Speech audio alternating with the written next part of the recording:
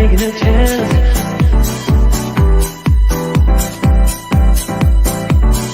Telling me to dance, taking a chance.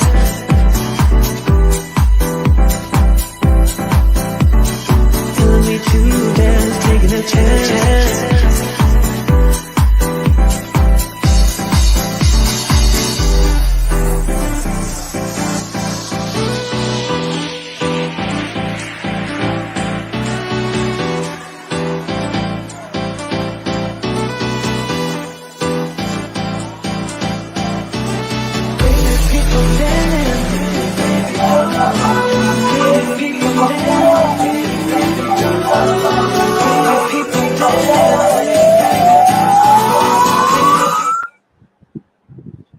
Hey, Fearless. Welcome to another Tactical Tuesday. I am lucky enough to be sitting outside in 30-some degree weather. It's beautiful. So welcome. We have, as you guys know, we have an awesome guest for tonight. So it's an exclusive to Fearless, someone that is coming in to explain to us, the group that focuses on being good humans, how we can do that even more. While keeping our businesses profitable, but focusing on those that need our help the very most. And I know that's a lot of everyone's whys. So I'm really excited to hear Sandie Price from CMHC. Come on. So bumping music for sure. You were first, Ryan. Awesome. All right. Yep. Let's go CMHC. So say hi as you jump on, guys. If you say where you're from too, that will help Sandie get a feel for the, cross-country feel that we certainly do have. So St. Paul, Alberta, St. Alberta, so mostly Alberta so far, Spruce Grove, Florida, right, Carissa, Cape Breton, New Brunswick. Awesome. Okay, guys. So Oshawa, perfect, our first Ontario. Hey, Greg. So, as this group knows, our focus is, of course, as investors, we need to make money. We need to learn how to do this, profitably. But in this group, we focus and always have on also being good humans. And that's what we're going to talk about today, is how can we expand that good human portion? So, dealing with sectors of the population that need housing and that are underhoused, dealing with people that are different groups that are needing more and more help. And we're going to talk all about, break down all of what that means. And the beautiful part is that CMHC has that as mandates, in that they want to be able to bring affordable housing, sustainable housing, green housing, which I know is also important to many of you, to the Canadian economy. So we're all on the same path. We all have the same goal. So, perfect. Balmy Ottawa. Oh, ouch. Yikes. Cape Breton, Vancouver. Awesome. Return on investment is beyond profits, right? For sure. Cindy, Whitecourt. Awesome. Red Deer. Pickering. Sydney, BC. Awesome. Calgary. Okay, Montreal. There we go. Adele. Yarmouth, Nova Scotia. Perfect, guys. Awesome. So lots of spread across the country, as we can see. So we will, I'm just going to bring Sandie on right now, guys, and we are going to hit this topic tonight. So this is a two-part series, guys, 2 parts to it. Tonight, we're going to go through what is affordability, what is sustainability, what does this stuff look like, okay? Not only from our perspective, but if we can understand it from CMHC's perspective, then we can fit within their programs, right? So we have to first seek to understand and then be understood. So tonight is all about understanding. Next week is going to be about the programs then that fit. So once we understand their mandates and what they need and what they're pushing for, then next week we're going to talk about, great, and this is how they're supporting those and where can we jump in on that and make a difference. So I'm going to add Sandie to the stream. Hey. Got to unmute. I was saying Tactical Tuesday. I was promised tacos, I thought, for Tuesday. But Taco Tuesday, yeah. I should be doing that, actually, especially down here in this hot weather. I know. That doesn't seem fair. So welcome, Sandie. Welcome. I'm joining you from Edmonton. So it's not sunny and balmy here. It's been really windy here today. I saw there's a few others on the comments that checked in from here, and yeah, it's been kind of a strange day. So yeah, thanks for having me. Yeah. Well, yeah, super excited. We've talked so much about this over the last few weeks, and it's finally here. So super awesome. Lisa, she's asking, is this going to be recorded? So I'll just kind of address that real quick. So yes, Lisa, it is recorded. And it will be available here on replay right just as a live in the stream all week long. And actually, we'll probably leave this one on for a couple of weeks. So yeah, totally accessible to re-listen to. And on that note, if anyone is listening to the replays, please just type that in. Just let us know so that we know who's coming in on the replays. That's always super helpful for us. So, all right, from Surrey, BC. Hey, Nicolette. You're welcome, Lisa. Okay, so let's get to it. Sandie, we know that CMHC has some pretty big goals, some pretty lofty goals. One of them, we'll get to it. We'll talk about them. But why should we, as small investors who are just trying to make it work ourselves, small landlords, why should we care about the same things that CMHC does? Well, because we're kind of all in this together. Like, we talk about these big lofty goals that we have. Like, we sometimes call them like those big, hairy, audacious goals. Like, we literally call them that here behind the scenes. And one of those is that by 2030, everyone in Canada has a home that meets their needs and that they can afford. And so, we can't achieve that on our own. We know that we need all sorts of investment in the housing sector in order for that goal to become a reality. And so we partner through the National Housing Strategy and through some of our other programs. We partner with all sectors of Canadian, people living in Canada, to help us achieve that. And it's interesting because I think you bring to mind that this isn't a conversation we typically have. This is new. We're used to doing just presentations. I work on a team called Outreach and Project Development, and part of our goal is to kind of bring new investments to the sector and to entice people. But one of the conversations we have is that we don't typically talk to like smaller. I don't want to say small real estate investors. We tend to focus a lot on the public sector and the nonprofit sector, and I don't know. I find this to be a really interesting conversation. So that is the primary reason, because we're all in this together.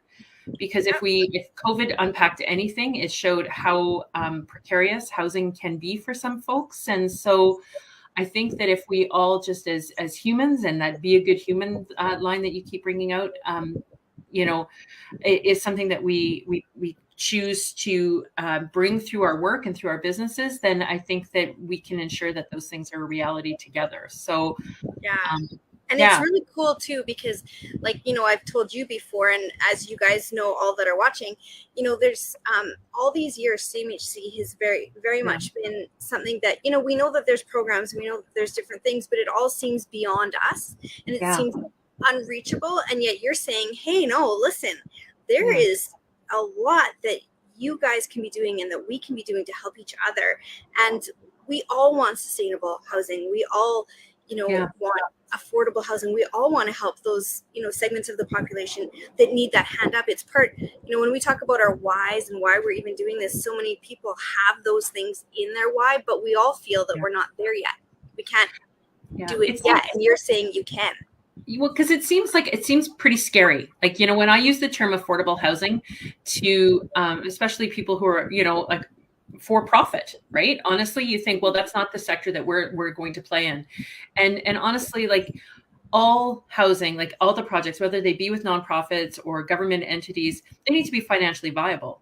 And so it's pretty rare nowadays that you will see 100% publicly funded housing like we used to see. Like it's really for a very specific segment of the population, and it's not the bulk of the work that we do. So we need those projects to be viable financially. So we're talking about people making profits, whether it be if it's a nonprofit, then they can reinvest those dollars back into the sector, because they're nonprofits. A lot of governments, especially in my home province of Alberta, like our municipalities aren't really legally allowed to hold debt in the same sort of way. And so, they can't take a loss leader and say, well, we're just going to dump a bunch of money into it. So I think when we're talking about housing and the financial, like being able to make a profit and to be financially feasible is something that it's those conversations that we should be having. But I absolutely agree with you. In the 2.5 years I've been with CMHC, like I have done very little outreach with the private sector. I mean, we have a whole team that works with those large scale REITs, the big companies that get, the big guys, but they don't interact in the same way. And they're starting to actually buy into what we call the National Housing Strategy, which we'll unpack a lot more, I think, next time. But to hear in that conversation with you that you didn't even really know what that meant was really interesting to me. But I do think it seems, again, something that is just overwhelming. So I think one of the goals we had today was to, really, let's unpack what is affordable housing. Yeah. Right. So we have a few graphics I know that I threw in there. I don't know if this is time for one, but yeah, for sure. Yeah. Like, so I thought like, what are we talking about when we say affordable housing? So you want to throw up that graphic, so when we're thinking about the definitions, it can be public, it can be nonprofit, it could be private housing, it could be all sorts of different things.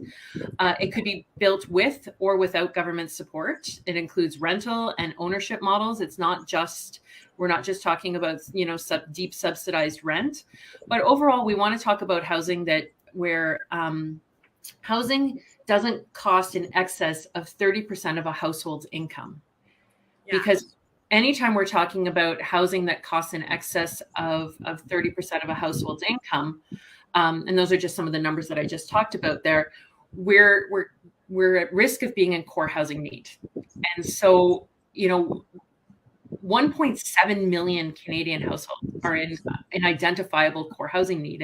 And so maybe we need to think about that. I was like trying to unpack that as I was in the shower this morning. I was thinking about, well, how do I define that to a group like yourself? And I was thinking about, when we think about core housing need and housing insecurity, maybe we're used to thinking about the individuals that are chronically houseless or perhaps living in those encampments in our communities that we don't know what to do with. And, that certainly is a portion of people who are in core housing need.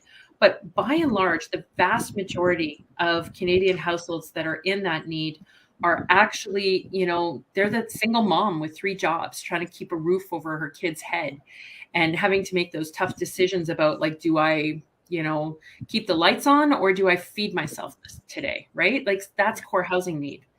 It's it's the newcomers trying to make ends meet in a culture that they've never understood before. So we have this kind of defined way of talking about core housing need, and it's going to vary from region to region.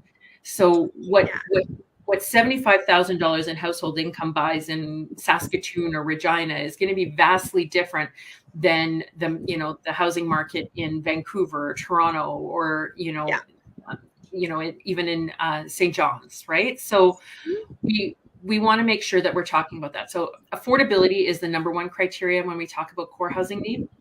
But I heard you say earlier, and I wanted to pick up on it, where you said about people being underhoused. So core housing need can actually apply to both being underhoused and overhoused.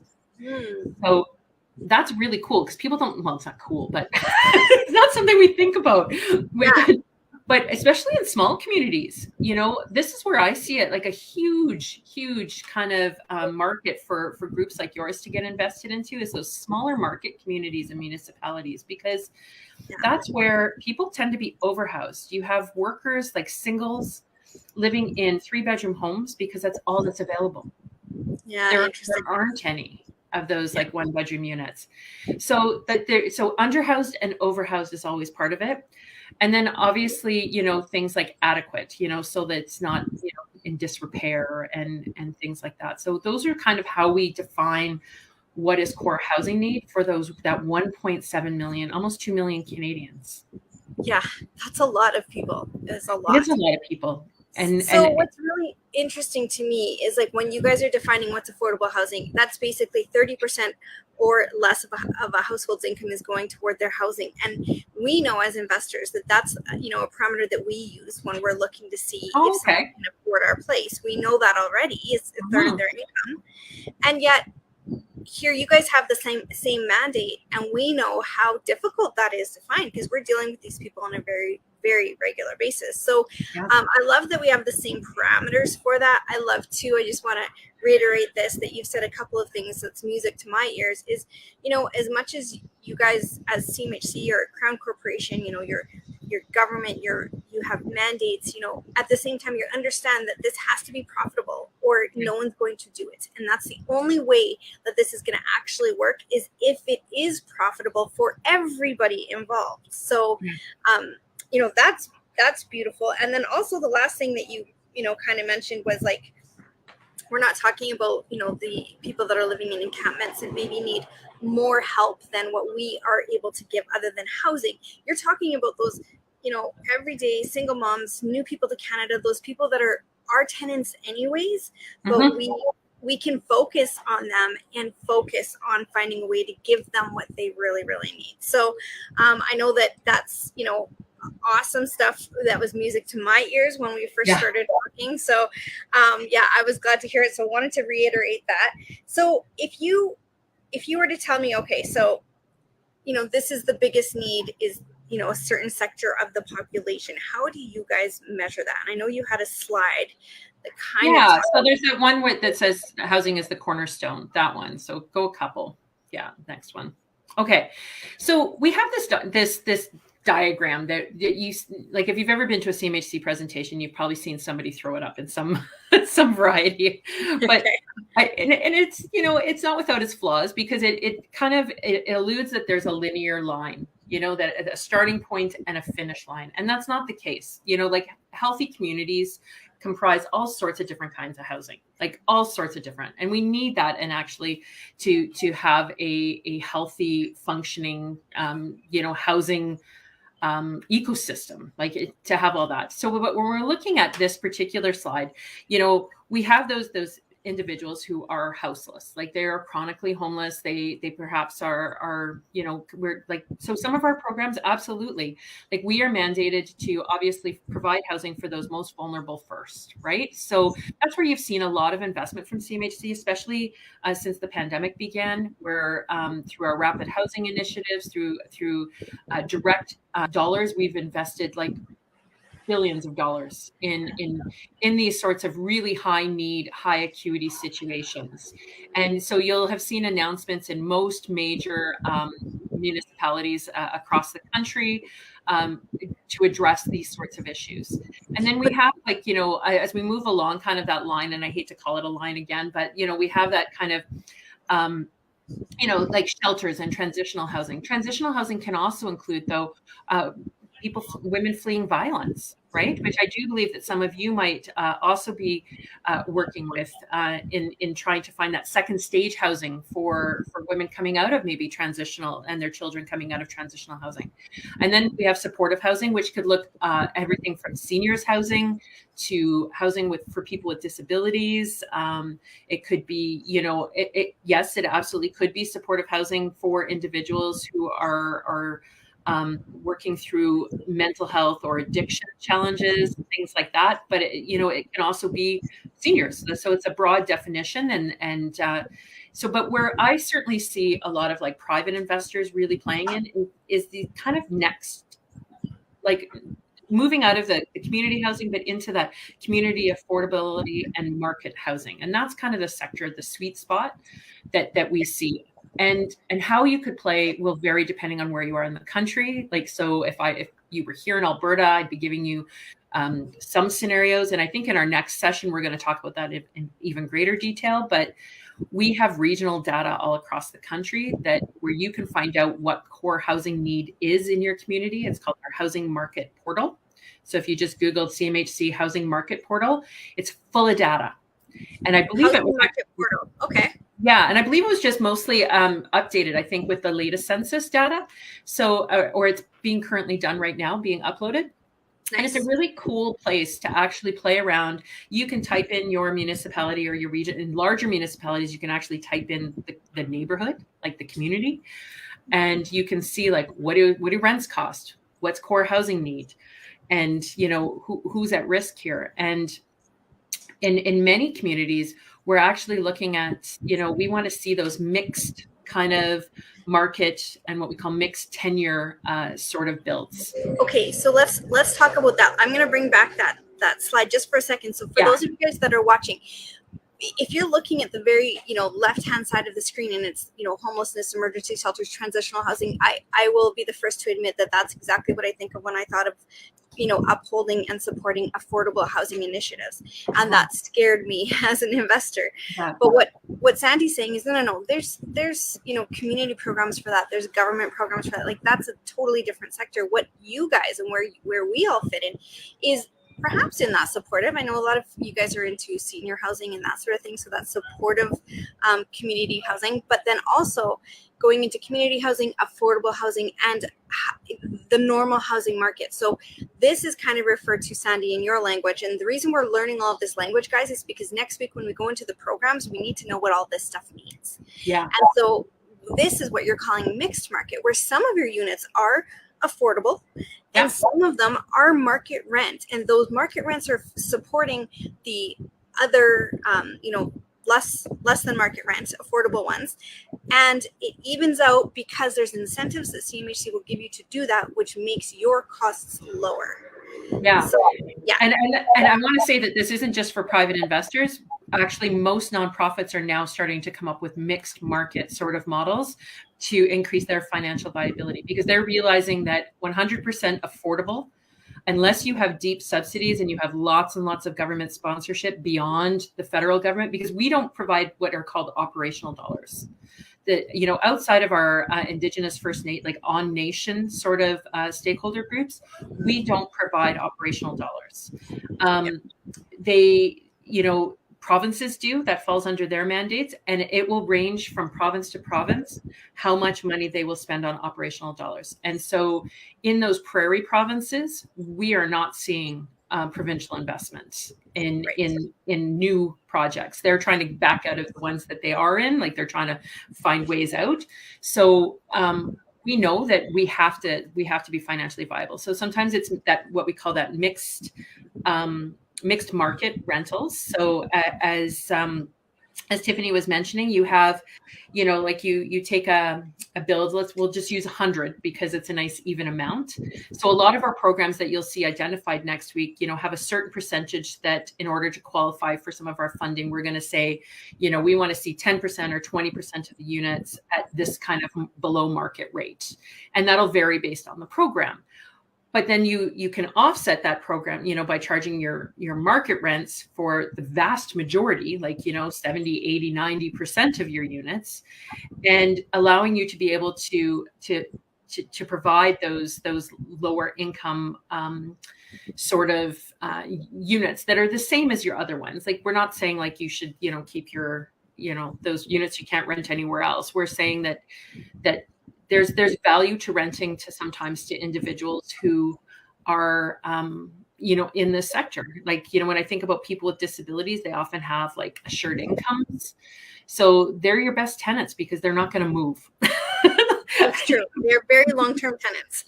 That's right. I shared this story with Tiffany of my own son who is coming up 25, and he's overhoused. Like, he's paying too much in rent right now with him and his two roommates, and he lives with a disability. But the thought of moving him keeps us paying too much rent. Right. Yeah, for sure. Yeah. I think a lot of people, I know that I've had, people, same thing on Ish, and they're very, very good long-term tenants. So, and there's a sector of that, I have to stay away from myself, just that, but there's certain sectors of that same thing, that disability housing, that I'm like all over. I'm like, I want to do this. This is something that I actually want to incorporate, but I didn't know that I could do it in a way that still made sense to my investors. But what you're saying is that we can. So, and that's a huge message, guys, that I want to get out today is is for me, for my mandate. We're looking to understand CMHC's mandate so we can understand the language and understand what's going on with their programs. But one message I really want for everyone to understand is that it is okay for us to still make money and still do this. This is okay by CMHC. We don't have to go into them with this, plan showing them that we're, bare minimum and, giving up our children's education for this because we want to be good humans. Because, I mean, guys, we want to be good humans, right? We do. But we also are smart business people. That's not sustainable in the long term. It's not viable. So we want to, not only do we want to increase and add units to the market, we want those units to stay. So that's a big factor is we don't want to be replacing them in 10 years because you've martyred yourself to the point where you can't afford to keep them up any longer. So we want to make sure that these are going to be viable for the long term. And especially if you're, signing up for, commitments around longevity for these affordability commitments and everything, it is possible, absolutely, to do good and make money at the same time. That whole concept of conscious capitalism and how do we, it just takes creativity. Sometimes it sees, we have a lot of our new construction, especially right now, that's really being super creative in having commercial retail maybe as a portion of that, because a lot of our programs will allow up to 30% to be commercial as well. Well, right. That you can charge full rents for, right? Like market rents for, and it can help offset maybe your affordable units. But again, it's looking at those the win-wins around the return of investment, and when it comes to things like less turnover, requiring painting and advertising and all those other move out kind of costs that come with that. You could as we talk about partnerships, a lot of groups like yours might come up with where they have lease agreements with organizations that maybe provide housing for people with disabilities or seniors or other groups like those second stage housing for women and children fleeing violence. And it's guaranteed income for you. So again, it's not something that you have to take great risk in that way. Yeah. And I love that there's no expectation of that. So let's talk too about, so we've got, mixed markets, so that can mean a number of different things. Different programs will have different, percentages that you have to have. So you'll have to comply in all of that. So that's great. I loved, and you touched on it before, how you said, as CMHC and government agencies and everything else, you don't do operations. So what does that mean for us as investors, where we can fit in as a piece of that pie? Well, I mean, when I say operations, I'm talking more about like that supportive housing or community housing, where there's support needed for some of your tenants, whether that be,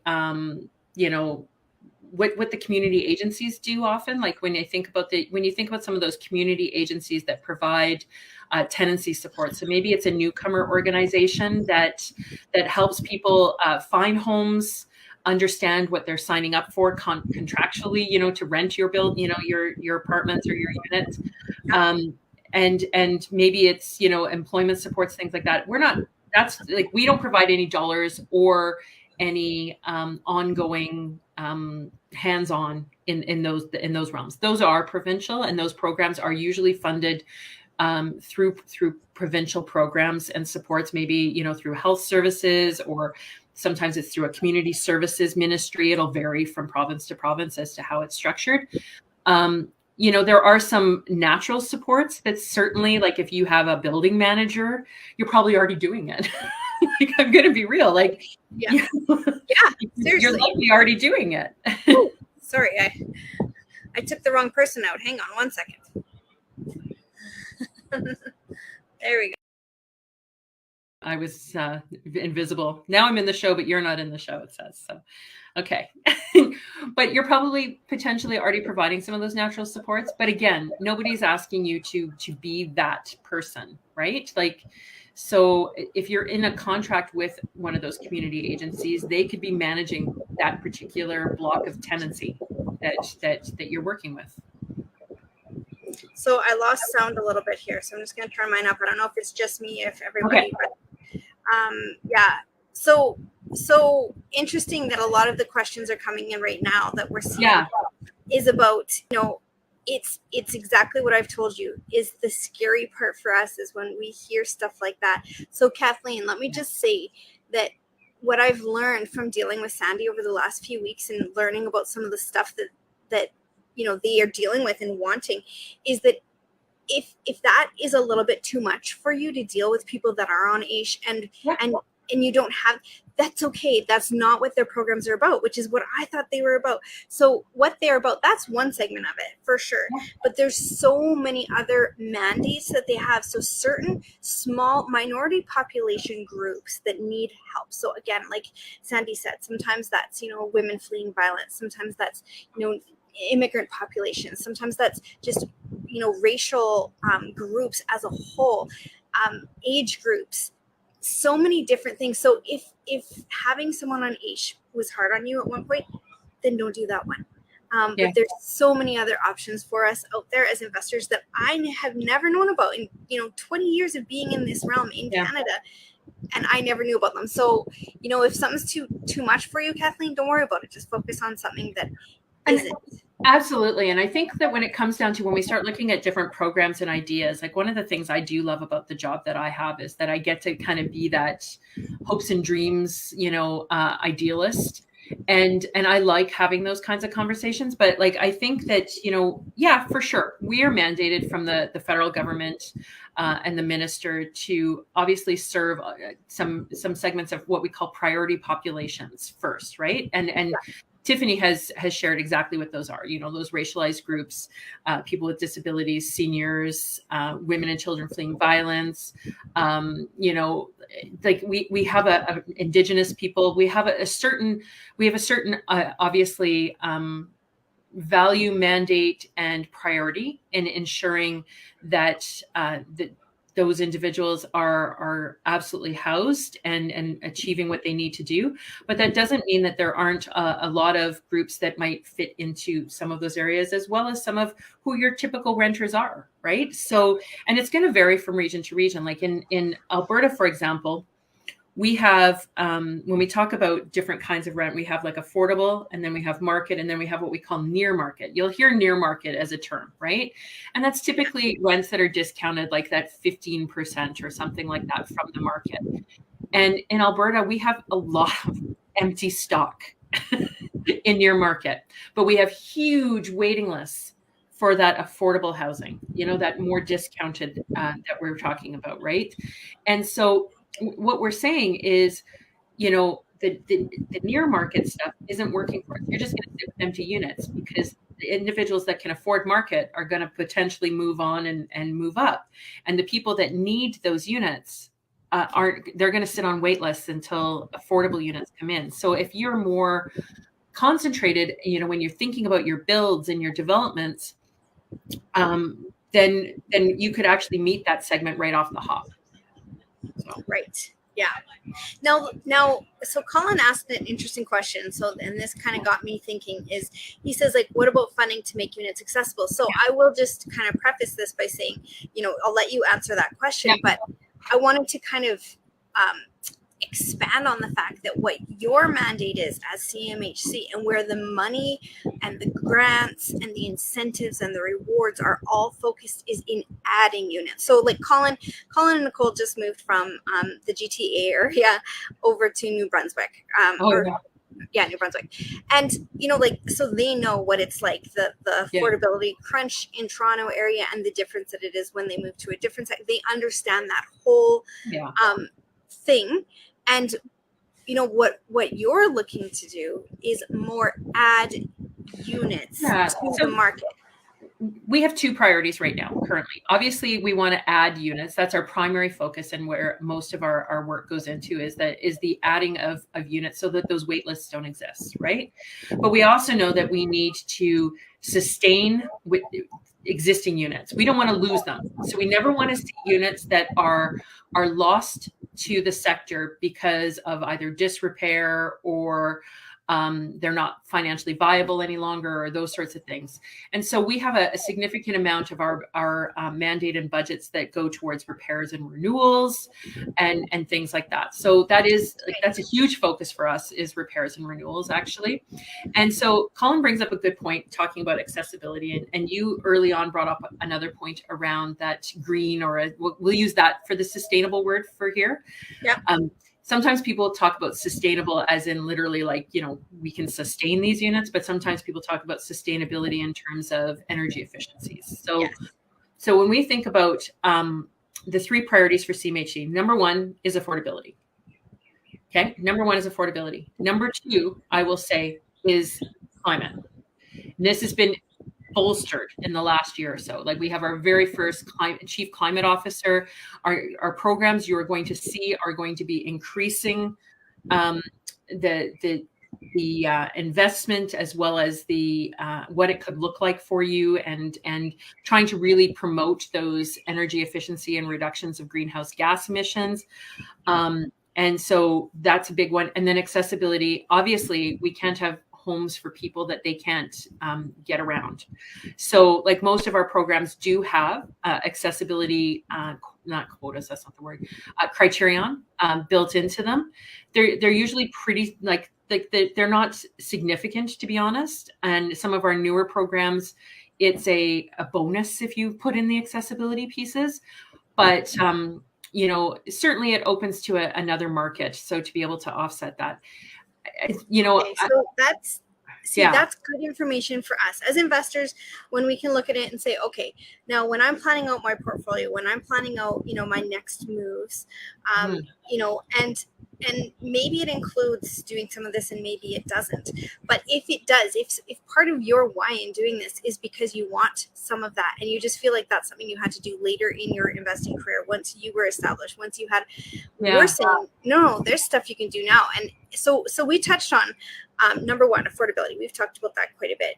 We've then talked about accessibility and, dealing with those populations. I didn't know and love the fact that you're saying you also don't want to lose those units. No. You want them to stay on. So there is programs for that. And then second for you, but third of what we're going to talk about here is what Jace is talking about, is about the sustainable, being green or climate. So things like free money to help investors integrating sustainable technologies like electric vehicle chargers, heat pumps, envelope retrofits. This kind of stuff you're saying is becoming more and more. Oh, absolutely. Like last year, they announced the Greener Homes Grant. And I mean, we still don't have all the particulars about that particular grant and how it's going to entail, but I do know that it will have multi-unit. Like they launched the individual homeowner piece first, where you as a homeowner could apply for, it's not a program I talk about a lot, so pardon me if I don't have the particulars exactly right, but like where you could apply as a homeowner to get a interest-free loan, I believe, to explore energy efficiencies for your home. So whether it be maybe installing new windows or a roof or insulation or that sort of stuff. And now they're going to be rolling this out into multi-unit programs as well.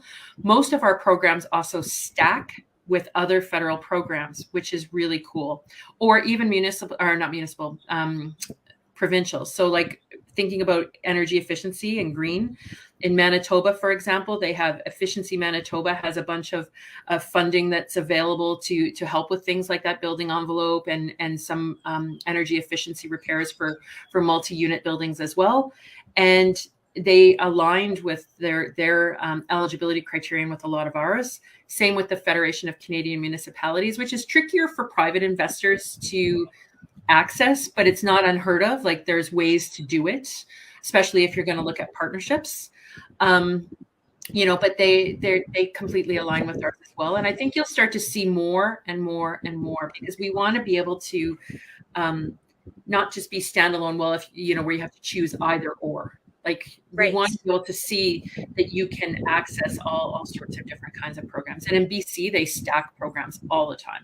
And again, that's something that is new to me that I didn't realize. Yeah. Like to me, it's like, well, do I want to do this one or do I want to do this one? And you're saying, well, you don't have to choose, do them all, and you'll get all of the incentives. And actual, what stunned me, and again, we're going to talk more about the programs themselves next week, but what surprised me was you're like, no, there's actual interest-free loans. No, and then there could potentially be grants, like free money if you're willing to do this kind of stuff. Well, why wouldn't we? And if all that does is make it so that our costs are lower so that we can offer more affordable housing, awesome. And why we wouldn't incentivize it? We're looking to incentivize it. Yeah, and incentive. Yeah, it's amazing. So Dwight's asking about densification. So let's talk about that, because I know that's something also that we've talked about. Adding units or bedrooms to existing units in the city where homes are needed. What about that kind of stuff? Well, that would probably fall under retrofits. So, repairs and renewals and retrofits typically go in there. It may fall under new construction, depending on where you are. I do know that in some regions, you're able to access what's called, like, one of our programs. It's a rental construction finance initiative. And I know that in Calgary, they just recently underwent an office tower conversion, actually, which was really cool. They had a ton of empty office buildings and towers, and actually it was a nonprofit that accessed it, but I do know that some for-profits were too, and they converted that to rental, to affordable rental. So it would potentially fall under those things. I mean, it's not a given where we would say, oh yeah, like here you need 4 units, but we do see conversions, quite a bit, and it likely would fall more under a new construction if the units are not already existing affordable, if that makes sense. Right. So if they're not already designated as affordable, we would be looking under our new construction and retrofits kind of thing. So Awesome. Yeah. So and there's lots of comments here. I'm not going to get probably to all of them, but you can see that there's a lot of interest in doing this kind of stuff. It's just for us, we've never had a way to find out about it and to contact. And so Brian Banks, I guess you're on. I don't see your name on here, but I think you're on. And he opened this up because he saw one of your presentations, and then he shared it into Fearless and said, "Hey, like, this is exciting stuff." And there was so much interest in it. And then the fact that we can actually, talk to you is huge. And next week, guys, she's going to point us more in the right direction as to what programs have what. We're going to talk in a minute about the different structures that, just different ideas on how to structure. But next week, where to find the programs, which ones qualify for what, that sort of thing, a little bit more direction that way.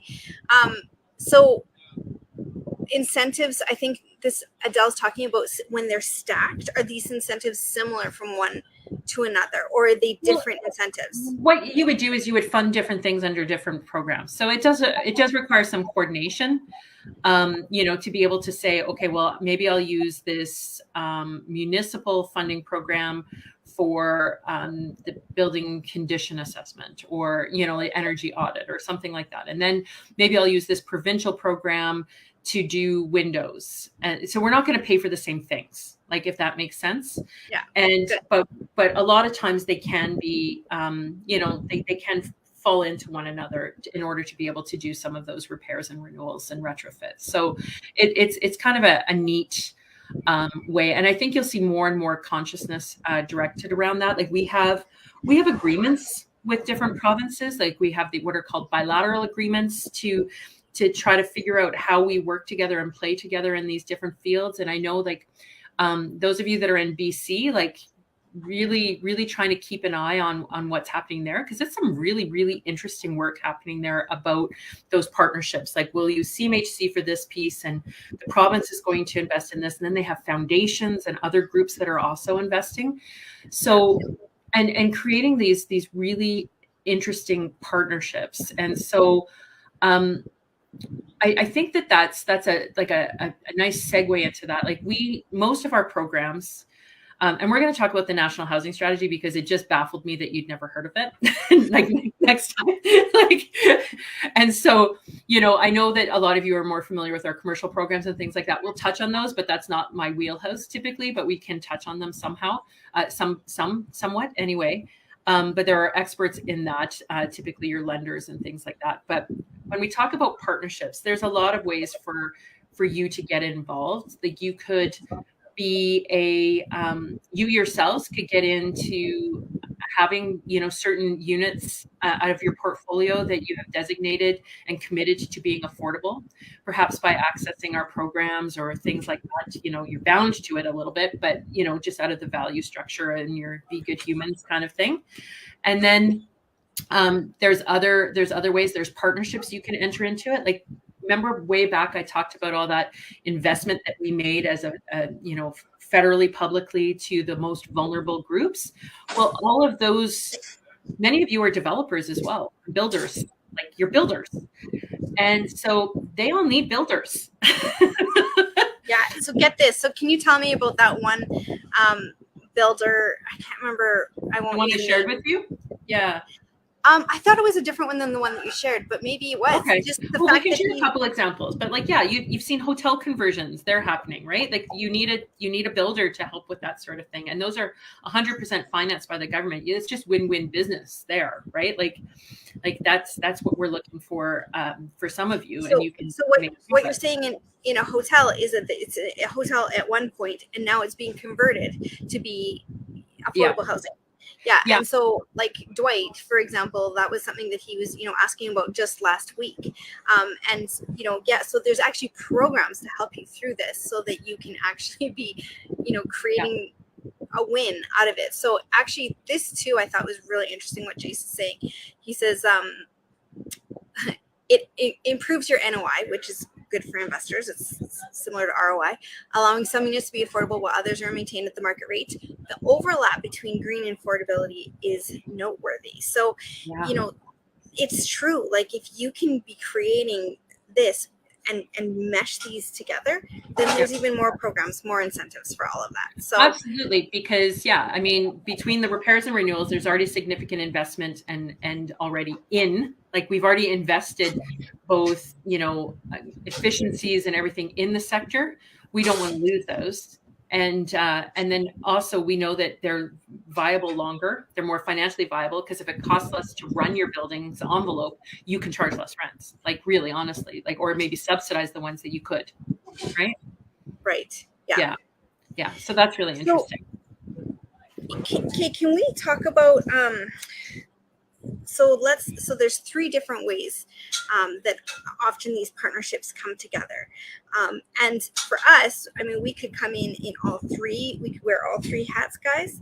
Some of us could wear two, and some of us could wear one. So what are those three areas that come together to create these partnerships? Okay. Sorry. Yeah, we got off track there. So the first one is the all three. Obviously you could be most of you have management experience. So typically like management experience, we want to know, you've been in the habit of collecting rents and you have that sort of experience. You have, builder and developer knowledge and all that sort of stuff. So you could potentially come in as all of it and be the builder, manager, and operator of a build, just like you are, that contains some affordable units.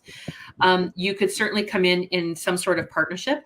Maybe it is just a direct, as we said, where you're just the builder. You're using that knowledge, or the manager, because oftentimes we find that some groups where they're lacking is they don't have management experience.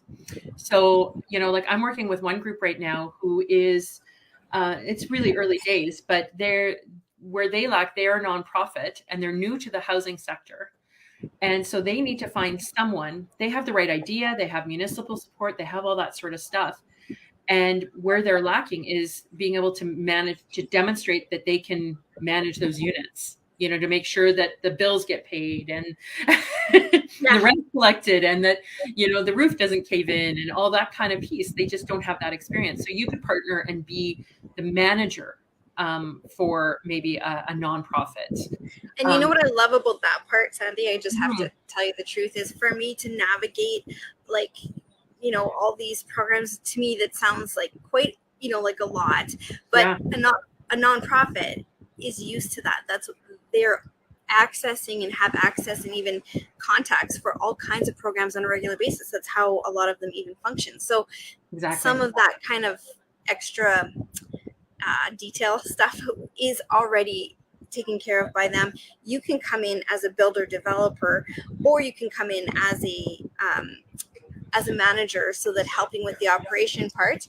And thirdly, how else can we come in, which is quite exciting too. So the third one is you could go in as a partner, whether that be, with, the P3 model or any others. Like, you could come in right to the table. And so we're seeing this more and more and more.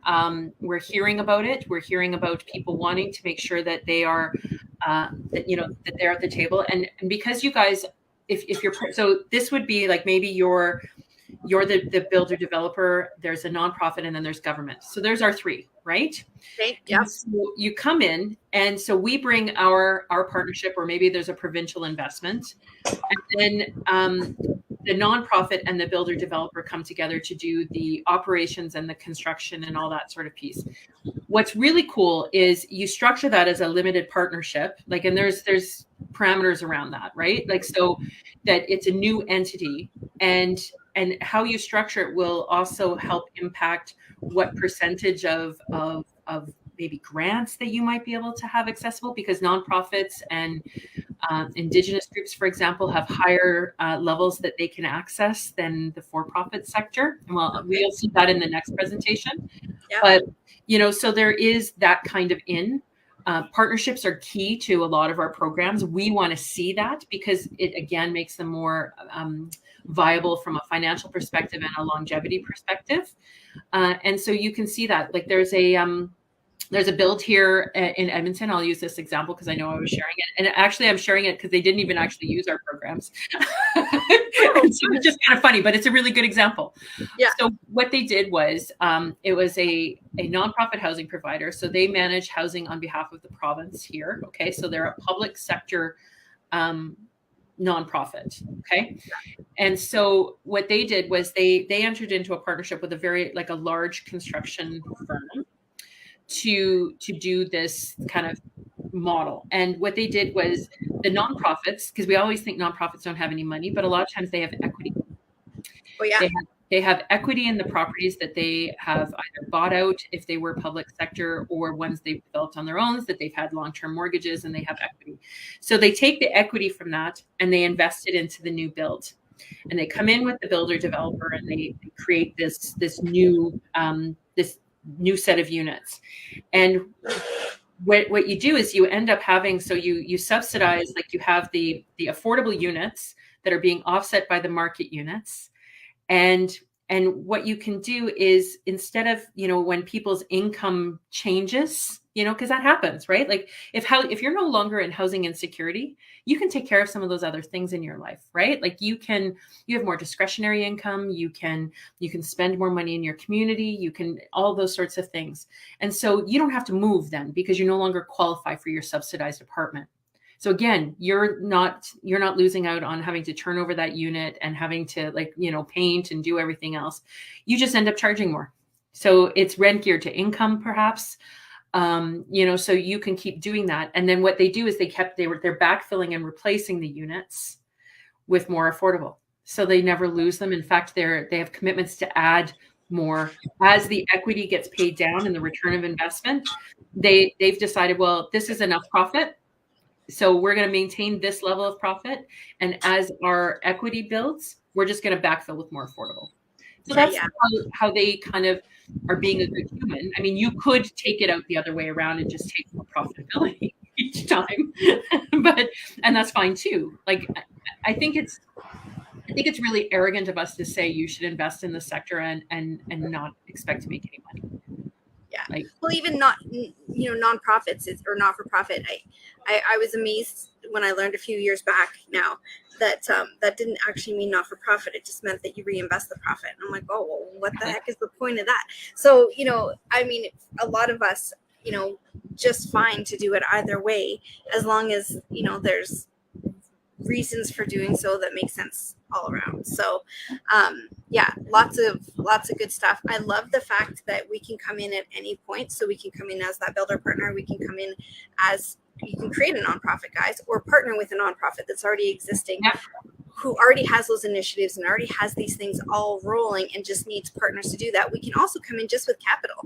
And if we're a capital partner, that alone too is a fantastic way to put our money to work as well. So yeah, like I don't know. There's always capital investments, that you could certainly look at as well too, right? Yeah, just awesome. And so I know we're up our hour already here, but I just want to make sure everyone understands the beauty of some of these programs so it's all regional. Okay, so that's what Sandie has really helped me to understand, is that because there's some things that are at the federal level, there's other things that are at the provincial level, and other things at the municipal level. It depends on where you are, on what you can qualify for. So next week we're going to go through, we're going to look at some of these programs. But what I want you to also remember is that if let's say in Vancouver, let's say in Toronto, we've a lot of us have been priced out of those markets. We can't really be investing in there anymore, yet there's still opportunities. Plus there's some of the areas that need it the most. There's some of the most unaffordable places in the world.